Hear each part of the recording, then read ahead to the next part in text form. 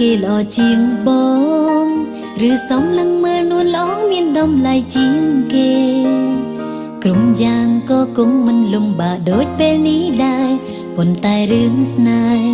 គឺជារឿងដែលមិនអាចហាមចិត្តបងជាមនុស្សដែលអូនតែងស្រឡាញ់មកជាយូ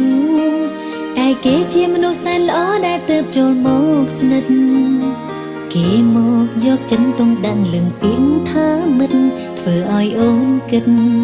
មានគំនិតចង់ក្រសោបទាំងពីរដឹងខ្លួនឯងថានឹងឈឺចាប់បើសិនបេះដូងត្រូវបាត់អ្នកណាតែមិនអាចបង្ហាញប្រាប់ថាពេលនេះត្រូវការទាំងបងទាំងគេសុំទុំមនុស្សល្អទាំងពីរដែលមកស្រឡាញ់មនុស្សចិនរេប៉ុន្តែសុំបានទេសុំកុំចាកចេញ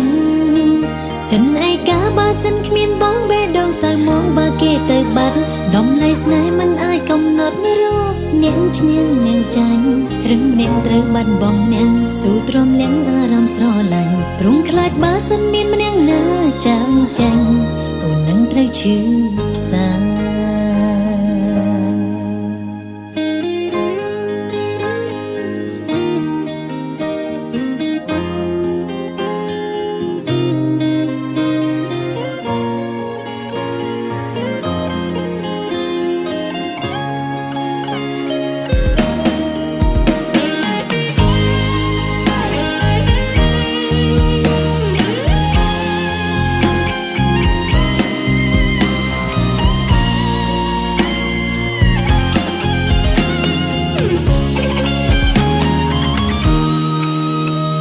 ជាមនុស្សដែលអូនតែងស្រឡាញ់មកជាយូរ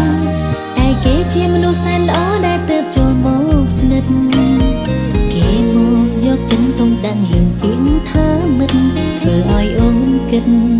មានគំនិតចង់ក្រសោបទាំងពីរដឹងខ្លួនឯងថានឹងឈឺចាប់បើសិនបេះដូងត្រូវបាត់អ្នកណាតែមិនអាចបង្ហាញប្រាប់ថាពេលនេះត្រូវការទាំងបងទាំងគេសុំទុំនឹងល្អទាំងពីរដែលមកស្រឡាញ់មនុស្សចិនរេប៉ុន្តែសុំបានទេសុំកុំចាកចេញចិនឯកាបើសិនគ្មានបងបេះដូងសៅមកបើគេទៅបាត់តម្លៃស្នេហ៍មិនអាចកំណត់រកអ្នកឈ្នះអ្នកចាញ់រឹងអ្នកត្រូវបាត់បងអ្នកស៊ូទ្រាំអ្នកអារម្មណ៍ស្រឡាញ់ព្រមខ្លាចបើសិនមានម្នាក់ណាចាំចាញ់អូននឹងត្រូវឈឺផ្សា